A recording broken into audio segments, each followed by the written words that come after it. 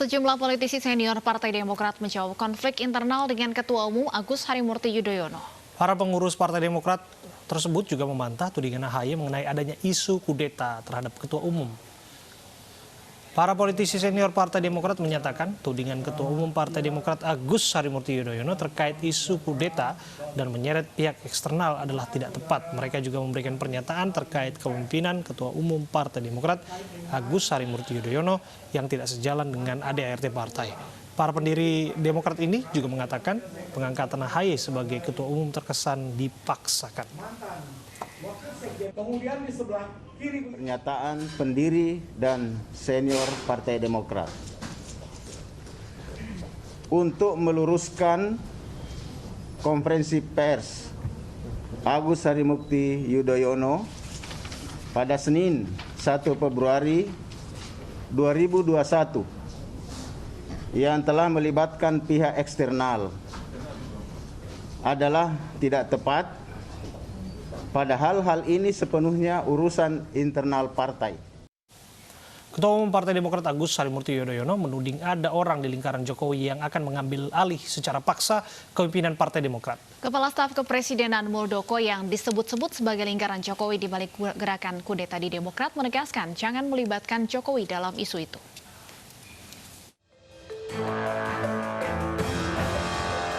Ketua Umum Partai Demokrat Agus Harimurti Yudhoyono mengungkap isu pengambil alihan kepemimpinan Partai Demokrat. AHY menuding gerakan ini berasal dari lingkaran pemerintahan Presiden Joko Widodo. Namun Muldoko membantah tudingan jika ia merancang kudeta kepemimpinan AHY di Demokrat. Pada upaya pengambil alihan kepemimpinan Partai Demokrat secara paksa yang tentu mengancam kedaulatan dan eksistensi Partai Demokrat. Menurut kesaksian dan testimoni banyak pihak yang kami dapatkan, gerakan ini melibatkan pejabat penting pemerintahan yang secara fungsional berada di dalam lingkar kekuasaan terdekat dengan Presiden Joko Widodo. Lebih lanjut, gerakan ini juga dikatakan sudah mendapatkan dukungan dari sejumlah menteri dan pejabat penting di pemerintahan Presiden Joko Widodo. Tentunya, kami tidak mudah percaya dan tetap mengedepankan azas praduga tak bersalah, presumption of innocence, dalam permasalahan ini. Karena itu, tadi pagi, saya telah mengirimkan surat secara resmi kepada yang terhormat Bapak Presiden Joko Widodo untuk mendapatkan konfirmasi dan klarifikasi dari beliau terkait kebenaran berita yang kami dapatkan ini. Sekali lagi, jangan dikit-dikit istana dan jangan ganggu Pak Jokowi dalam hal ini. Karena beliau dalam hal ini tidak tahu sama sekali, nggak tahu apa-apa dalam hal ini. Dalam isu ini gitu ya. Jadi itu urusan saya, Muldoko ini, bukan selaku KSP. Ini bukan Muldoko ini. Ya, saya sebenarnya prihatin gitu ya. Melihat situasi itu. Karena saya juga bagian yang mencintai Demokrat. Saran saya ya, menjadi seorang pemimpin adalah seorang pemimpin yang kuat. Jangan mudah baperan, jangan mudah terombang-ambing dan seterusnya. Ya, kalau nggak ada anak buahnya nggak boleh pergi kemana-mana ya diborgol aja kali ya. Gitu. Berikutnya kalau ada istilah kudeta itu dari dalam, masuk kudeta dari luar. Kepala Staf Kepresidenan Muldoko juga meminta AHY tak mudah terbawa perasaan. Tim Liputan iNews melaporkan. Sejumlah nama mantan petinggi Partai Demokrat disebut-sebut terlibat dalam upaya kudeta AHY. Salah satunya adalah Marzuki Ali, mantan Sekjen Partai Demokrat. Untuk membahasnya, sudah bergabung bersama kami Ketua DPP Partai Demokrat Herman Khairon, pengamat politik Yunarto Wijaya, dan mantan Sekjen Partai Demokrat Marzuki Ali. Assalamualaikum, selamat sore Bapak. Selamat sore. Assalamualaikum. Selamat sore. Assalamualaikum. Ya, saya ke Bung Marzuki terlebih dulu. Bung Marzuki, betulkah Anda terlibat dalam barisan elit politik yang memegang misi melengsarkan dan menggulingkan Ketua Umum Partai Demokrat saat ini, AHY? Saya nggak paham maksudnya ya. hari ini tahu-tahu banyak sekali wartawan yang menghubungi saya dan menyampaikan, ada yang katanya Pak Herman Heron yang nuduh saya, ada yang Pak Syarif Hasan atas nama Majelis Tinggi, ada juga Rahlan Nasidik itu yang menyebut nama saya, sehingga saya harus bersikap. Kenapa? Nah, ini di ruang publik. Selama ini saya selalu difitnah. Saya tahu kok banyak fitnah disampaikan ke SBY, tetapi saya tidak pernah merespon karena fitnah itu hanya tujuannya untuk kepentingan dia pribadi. Dia hanya untuk dapat jabatan, untuk dapat dipercaya. Ada saya nggak ada masalah, silahkan aja. Saya juga mau difitnah apapun, yang penting saya melakukan yang saya pikir benar, ya. Kalau saya tidak pernah melanggar aturan-aturan partai selama memimpin partai. Jadi singkat kata, karena ini menyangkut ke masalah publik, iya. Saya nggak main-main. Tadi saya langsung WA ke Pak SBY. Jadi saya sampaikan Pak SBY, saya minta dibuktikan. Kalau mereka tidak bisa membuktikan, sanksi partai harus jelas. Jadi mereka harus dipecat dari partai. Itu saya sampaikan ke Pak SBY. Kalau mereka tidak bisa membuktikan, misalnya ada pertemuan saya dengan Pak betul disebutkan ada Pak Joni Allen Marbun, kemudian ada Nazarudin, ada Bung Darmizal juga di sana. Betul ada persekongkolan, ada pertemuan di balik ini semua? Iya, saya nggak tahu. Saya juga kaget. Makanya saya buktikan aja kalau saya ada di sana, di mana buktikan fotonya ada enggak, atau siapa yang menyaksikan, pasti tidak difoto, pasti difoto. Pertemuan itu pasti difoto. Ada pertemuan dengan Pak Muldoko, Pak Marzuki? Saya tidak pernah ketemu siapapun karena sekarang ini saya memfokuskan diri dalam dunia pendidikan dan kemasyarakatan. Saya sebagai rektor, saya juga mengelola pendidikan dari TK sampai pondok pesantren. Saya sekarang membangun ekonomi pesantren, fokusnya di Jawa Timur. Jadi kegiatan saya banyak sekali. Jadi saya nggak pernah berpikir tentang politik praktis, ya, seperti yang saya jalankan dulu waktu saya berpartai. Tetapi kalau ada isu-isu politik, adalah kewajiban saya sebagai orang yang pernah berkecimpung dalam dunia politik praktis, saya harus meluruskan. Berarti ada fitnah-fitnah terhadap SBY, saya harus meluruskan. Itu. Bung Marzuki, tapi ada satu pernyataan Anda yang cukup menarik. Tidak siap pimpin partai sebaiknya mundur daripada fitnah kanan kiri. Maksud Anda seperti apa? Iya, ini kan fitnah. Fitnah ini harus diselesaikan. Kalau tidak selesaikan secara organisasi, ya secara hukum. Jadi kalau tidak mampu membuktikan, artinya tidak mampu memimpin partai. Siapapun juga, saya tidak bicara ketua umum. Apakah dia ketua harian, apakah dia itu di majelis tinggi, saya nggak peduli. Artinya kalau dia memfitnah, dia harus berikan sanksi. Sampai saat ini saya masih anggota Partai Demokrat, walaupun saya bukan pengurus. Dan saya tidak pernah keluar, dan saya tidak minta berhenti, dan saya tidak pernah dipecat. Dan saya tidak pernah berkhianat dengan Partai Demokrat. Itu yang saya lakukan. Saya sekali berpartai, saya tidak akan pernah pindah partai. Itu komitmen saya. Saya sejak masuk dan sampai sekarang tidak pernah pindah partai. Walaupun ditawarkan orang masuk sini, saya tidak, bukan jabatan yang saya cari. Dari awal saya masuk Demokrat adalah untuk berjuang demi negara dan bangsa. Pak SBY tahu itu. Jadi tidak ada saya melakukan manuver-manuver untuk melakukan gerakan-gerakan yang tidak konstitusional. Kalau saya mau, Kongres saya maju. Kongres saya maju. Tetapi pada saat SBY mau maju, ya karena saya menghargai beliau, saya menghormati beliau, maka saya mundur. Jadi itu orang yang kita sekarang ke Bung Herman Heron. Bermula dari pernyataan pers yang disampaikan oleh Ketua Umum Anda. Disebutkan tadi ini fitnah, bahkan disebutkan ini drama politik dan lain sebagainya. Bagaimana Anda menjawabnya? Begini, apa yang disampaikan oleh Ketua Umum tentunya tidak menyebut nama. Pertama itu ya. Dan tadi sudah disampaikan bahwa apa yang disampaikan oleh Ketua Umum itu merupakan praduga tak bersalah. Dan tentu apa yang menjadi urgensi untuk dilaksanakannya press conference pada waktu itu adalah berdasarkan kesaksian beberapa dan banyak kader yang telah menyampaikan kepada Dewan Pimpinan Pusat Partai Demokrat. Ada kader dari Dewan Pimpinan Pusat, ada dari DPD, ada dari DPC, yang tentu mereka sudah bertemu dan sudah mendengar. Dan kemudian ada pernyataan-pernyataan yang kemudian direkam. ini yang kemudian disampaikan kepada publik. Dan jujur saja, kalau hanya ini adalah sebagai bagian dari dinamika internal, itu biasa gitu ya. Dalam partai itu dinamika internal biasa saja.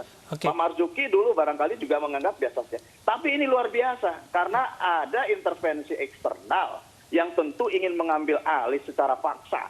Dan ini pernyataan ini sama pernyataan yang disampaikan kesaksian para saksi itu. Oke. Oleh karenanya, sebelum kemudian ini terjadi menjadi realitas yang Iya. lebih besar dan tentu untuk kepentingan bangsa dan negara, maka Ketua Umum menyampaikan kepada publik. Dan Nah, tentu ada catatan-catatannya. sampai di sana, Bung Herman, sampai di sana. Apa Ya. yang disampaikan mengapa tidak gamblang begitu? Mengapa hanya menyebutkan mantan kader, ada yang aktif dan lain sebagainya? Karena ujung-ujungnya kan disebutkan fitnah lagi dan lain sebagainya. Ya, maka itu disampaikan bahwa ini praduga tak bersalah. Kami berdasarkan temuan dan fakta-fakta kesaksian dari para saksi-saksi yang Pak Herman. melaporkan. Mohon maaf, Pak Herman. Ya. Pak Herman, mohon maaf. Ya. Nama saya disebut oleh Syarif Hasan, oleh Raslan Nasidik, oleh Pak Herman Heron. Jelas menyebut nama saya. Itu bukan praduga tidak bersalah. Kalau praduga tidak bersalah, inisial silahkan. Tapi menyebut nama saya itu sudah fitnah. Nggak Ya, itu main-main. perlu saya kira gini ya Pak Marzuki, tentu perlu diklarifikasi juga. Saya tidak pernah menyebutkan nama juga, karena itu adalah komitmen DPP, selama bahwa ini nanti akan ditemukan fakta-fakta. Contoh ya, ketika kemudian disebutkan bahwa ada eksternal yang melakukan intervensi untuk mengambil secara paksa, tentu Ketua Umum juga menyurati Presiden. Bukan melibatkan Presiden, tetapi ada di lingkaran Presiden. Dan Oke. kemudian surat itu meminta untuk Iya. klarifikasi. Dan ini yang saya kira memang harus didudukan. Dan bahkan kemudian urusan-urusannya kita alihkan juga, supaya secara proporsional bisa dilakukan secara Nah, ini yang mekanisme menarik, yang benar. karena Anda sudah mencatut lingkaran presiden dan lain sebagainya, bukti-bukti itu mengapa tidak dipublikasikan? Sehingga ini tidak berujung tuduhan yang tidak berdasar. Ya, maka itu kan kita menunggu klarifikasi dari Presiden. Dan kepada Presiden... surat Apakah itu artinya Anda menyebutkan untuk menduga bahwa diklarifikasi. Presiden ada kaitannya dengan dibalik upaya pelengseran Pak AHY sebagai Ketua Umum Partai Demokrat? Saya kira surat itu gamblang, ya. Saya tidak perlu menerangkan apa isi surat itu. Tetapi surat itu gamblang, tidak menuduh Presiden. Tetapi ada di lingkaran Presiden. Dan untuk diklarifikasi. Dan ini terbukti kan, Pak Muldoko kemudian memverifikasi, mengklarifikasi, dan kemudian di sana disebutkan. Oke, bahwa soal ini keterlibatan urusan Pak Muldoko. Marzuki. Titik sampai di situ dong. Oke, soal keterlibatan Pak Marzuki ada orangnya di sini. Ada punya bukti? Kenapa? Soal keterlibatan Pak Marzuki, Anda punya bukti? Ada beberapa saksi yang memberikan kesaksian. Oke. Ya, kalau bersyukur kalau Pak Marzuki di sini memberikan klarifikasi bahwa kemudian tidak ada keterlibatannya, ya bersyukur kita bahwa Pak Marzuki Pak. masih tetap darah biru gitu loh. Begini Pak Herman, menyebut itu, Anda kan kenal saya. Anda kan bersama saya lama. Jadi baiknya Anda klarifikasi, telepon atau apa, tidak dengan cara menyampaikan di media. Itu kan nggak baik, itu kan. Sangat nggak baik. Jadi menuduh di publik itu dampaknya luar biasa.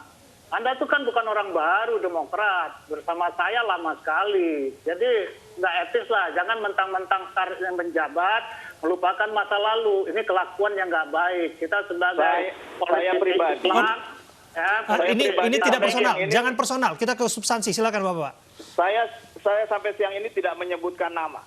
Karena saya juga patsun kepada Ketua Umum untuk tetap menjaga praduga tak bersalah gitu. Sampai betul-betul Dewan Kehormatan Majelis Dewan Kehormatan Partai dan menyidangkan terhadap siapa-siapa yang tentu diduga sesuai dengan kesaksian para saksi-saksi. Ya, Pak Marzuki ada saksi yang menyebutkan Anda terlibat. Komentar Anda. Ya siapa gitu, gampang kok. Marzuki Ali ini orangnya ada kok, dikenal. Masa nggak berani? Kalau berani, saya berani kok nyatakan. Kalau laki-laki begitu, nggak usah kita ngomong begini, katanya. Ini sangat nggak fair sekali. Ini publik loh. Berarti Partai Demokrat ini penuh dengan nuansa fitnah. Kalau saya biasa difitnah, saya tahu kok, sering saya difitnah.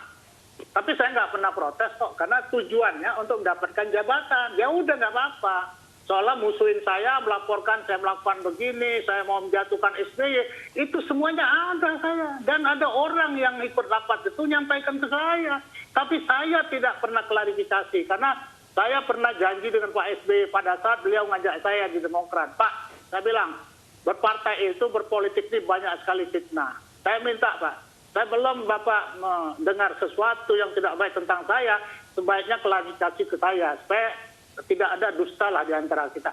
Itu saya sampaikan ke Pak SBY manakala beliau mengajak saya masuk penuh di dalam Partai Demokrat. Begini ya, Pak, mungkin sedikit saya beri keterangan gitu ya, bahwa memang dalam kesaksian beberapa ketua DPD menyampaikan Pak Marzuki ada beberapa menelepon kepada DPD. Tentu itu dicatat, tapi kami tidak menyebutkan nama Pak Marzuki gitu ya. Dan kemudian bahwa nama-nama ini sedang diproses di Dewan Kehormatan dan Mahkamah Partai. Tentu juga kami sedang menunggu apa keputusan dari... Saya minta ya Pak Herman, saya minta DPD yang melaporkan, saya menelpon, dibuktikan, saya minta DPD itu diberikan sanksi organisasi. Kita akan lihat siapa nanti DPD-nya, kita akan dalami lagi, DPD ataupun bagian DPC, siapapun yang bersaksi mengenai nama Pak Marzuki dan Johnny Allen dan lain sebagainya. Kita break sejenak Bapak-Bapak. Terima kasih Anda masih bersama kami di iNews Sore. Pemirsa, kami langsung lanjutkan dialog. Saya ke Pak Herman. Pak Herman, tadi Anda menyebut ada anggota DPD yang melakukan komunikasi dengan Pak Marzuki. Bisa disebutkan siapa anggota DPD yang dimaksud? Ke saya ya? Iya, Pak Herman. Baik, saya kira ini sedang dalam tahap proses di Dewan Kehormatan dan Mahkamah Partai. Oleh karenanya, nanti memang kesaksian-kesaksian inilah yang tentu akan diklarifikasi kepada yang bersangkutan. Oleh karenanya sekali lagi saya mengatakan, Ketua Umum tidak menyebut nama gitu ya. Dan saya kira ini juga diberikan kesaksian bahwa salah satu saksi juga ditelepon oleh Pak MA. Tentu ini juga nanti akan diklarifikasi. Oleh karenanya saya kira bersyukur hari ini bisa ketemu dengan Pak Marzuki, meskipun kita bertemu di virtual ini. Yang kedua, sekali lagi, dinamika di internal partai itu bagi kami itu biasa saja. Biasa, Pak Marzuki juga biasa dulu ada dinamika dan kemudian kita bisa selesaikan dengan baik. Ini persoalannya ada pihak eksternal dari kekuasaan yang ingin mengambil alih. Dan ini dinyatakan secara eksplisit bahwa ingin mengambil alih dan ingin menjadi calon presiden tahun 2024. Demokrat akan dijadikan kendaraan untuk pencalonannya pada tahun 2024. Ini sebetulnya persoalan yang krusial bagi kami. Oleh karena itu saya kira persoalan-persoalan internal biarlah nanti kami akan selesaikan dengan baik. Iya, eksternal yang dimaksud itu tadi disebutkan berkongsi, berkomplotan dengan ex-kader ataupun mereka-mereka yang sudah purna tugas dari Demokrat termasuk yang aktif kan? Ya kami sedang memproses itu ya di Dewan Kehormatan dan Mahkamah Partai. Oleh karenanya mungkin proses dalam 1 minggu ke depan ini terus akan memverifikasi, mengklarifikasi terhadap persoalan ini. Tetapi juga saksi-saksi sudah menyebutkan kalau Pak Muldoko itu memang ingin menjadikan kendaraan Demokrat yang nanti akan berkontestasi di 2024. Ini eksplisit gitu ya. Kita ke pengawat politik, ada Mas Toto Yunarto Wijaya. Mas Toto, bagaimanapun iklim demokrasi ini menjadi hal yang substansial dalam bernegara. Jika ada tudingan bahwa lingkaran istana terlibat dalam konflik internal partai, mengetahuinya dan lain sebagainya, bukankah ini menjadi hal yang krusial? Ya, pertama saya pikir apa yang terjadi di 2 hari ini menunjukkan bahwa faksionalisasi di tubuh Partai Demokrat memang belum usai ya. Dulu kita tahu bagaimana partai ini kemudian seakan-akan terpecah menjadi faksi. Ada Marzuki Ali, Andi Malarangeng dengan Anas Urbaningrum, lalu kemudian muncul isu yang mengatakan bahwa kemenangan Anas Urbaningrum sama sekali tidak direstui oleh SBY, dan kemudian berlanjut menjadi sebuah peristiwa-peristiwa politik dan peristiwa hukum. Kita tahu sekali, suka atau tidak itu berpengaruh terhadap elektabilitas Demokrat pasca kemudian SBY tidak lagi menjabat sebagai presiden. Dan kemudian terlihat memang betapa rapuhnya partai ini dari sisi bagaimana bisa menyatukan faksi-faksi ini. Padahal biasanya partai yang sangat bergantung pada satu sosok, saya bahkan sering mengatakan ini kategori partai fans club, jadi SBY fans club atau Yudhoyono fans club, itu biasanya dicirikan dengan solidnya kekuatan atau faksi-faksi yang kemudian bisa bersatu. Terjadi di PDI Perjuangan, Gerindra, dan beberapa partai lain. Tapi sayangnya Kenapa Demokrat tidak menunjukkan itu? Kuatnya satu sosok tidak kemudian berkorelasi dengan solidnya partai. Itu pertama PR yang menurut saya jadi catatan untuk masa depan Partai Demokrat. Yang kedua, dalam konteks situasi politik aktual, saya agak bingung dengan apa yang saya lihat langsung ya, penjelasan Pak Herman Hairon dengan mengatakan akan ada proses internal seminggu ke depan di Mahkamah Partai, sedang didalami.